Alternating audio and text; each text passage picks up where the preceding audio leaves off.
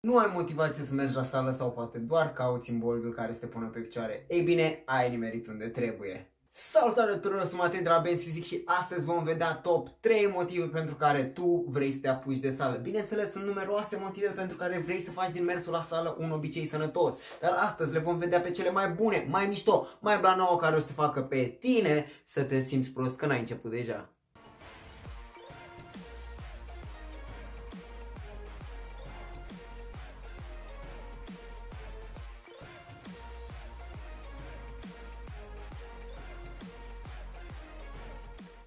Motivul numărul 1 și poate cel mai evident dintre toate este faptul că te face să arăți bine. Mergând la sală vei arăta mai bine fizic, hainele îți vor veni mai bine și vor începe să-ți scoată în evidență corpul bine lucrat. Iar asta nu trece neobservat de către absolut nimeni. Să nu mai zic de cum îți va arăta corpul când îți vei da tricoul jos la plajă, / piscină, iar Andreea, pe care o plagi de mult, își va oglindi ochișorii în abdomenul tău plat.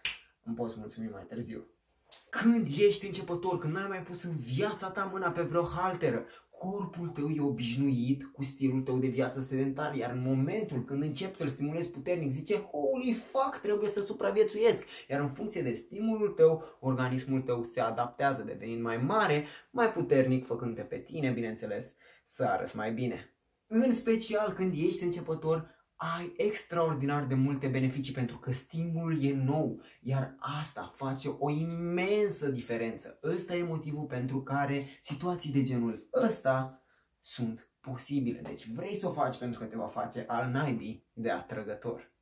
Ceea ce ne duce la al doilea motiv principal pentru care vrei să te apuci de sală și anume numărul 2. Faptul că este unul dintre cele mai sexy obiceiuri din istoria obiceiurilor ever. Gândește-te la asta. Toți vrem oameni speciali în jurul nostru. Nimeni nu vrea oameni obișnuiți. Vrei oameni speciali de la care vrei să înveți, să te inspire. Exact așa gândesc și fetele. De ce crezi că majoritatea fetetelor se antrenează constant? Pentru că asta îi face să iasă din mulțime. E un obicei unic care te scoate pe tine din oala normalului și te așează în centrul atenției, iar asta e, bineînțeles, un plus uriaș la imaginea ta. Gândește-te, uită-te în jur, câți dintre prietenii tăi fac sală? Exact, aproape niciunul. Acum gândește-te cum tu, din tot grupul tău mare de prieteni, în loc să mergi la MEC, mergi la sală și evoluezi pentru tine. Unii au voce, alții gătesc. Tu poți avea mersul la sală, iar dacă ai mai multe, jackpot.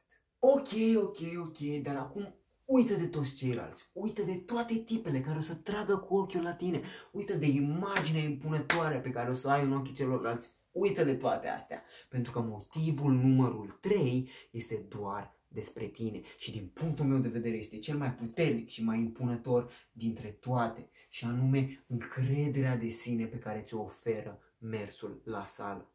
Nu e nimic care să te facă să te simți mai bine, mai puternic și mai stăpân pe tine decât un antrenament bun. Când intri în sală, îți așezi căștile pe urechi, apuci greutățile alea și știi că lucrezi pentru tine. Studiile atestă că în timpul antrenamentului cu greutăți, nivelul de testosteron crește. Dar nu doar atât. În timpul activității fizice este secretată o substanță antidepresivă numită serotonină, a.k.a. cel mai bun prieten al tău, domnul hormonul fericirii. Ce-ți pasă ție de hormonul ăsta? Ai fi surprins, dar îți pasă mult mai mult decât crezi, pentru că nivelul de serotonină îți asigură ție locul în ierarhia dominantă socială. Bineînțeles, un termen fancy pentru imaginea ta raportată la imaginea celorlalți într-un întreg. Serotonina ridicată este motivul pentru care puștiul ăla pe care nu îl suporți înconjurat întotdeauna de toate fetele frumoase și toată lumea vrea să stea cu el. Serotonina îți asigură ție încrederea și imaginea pe care o ai tu despre tine și poți întreba pe oricine, nu doar pe mine, că nu e nimic mai sexy decât încrederea în sine.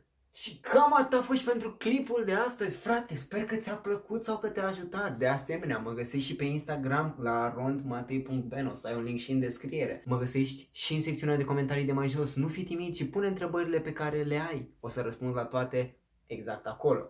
Nu uita de like și subscribe cu clopoțelul activat să primești o notificare de fiecare dată când vin cu un clip nou. Eu am fost Matei și până data viitoare v-am pupat.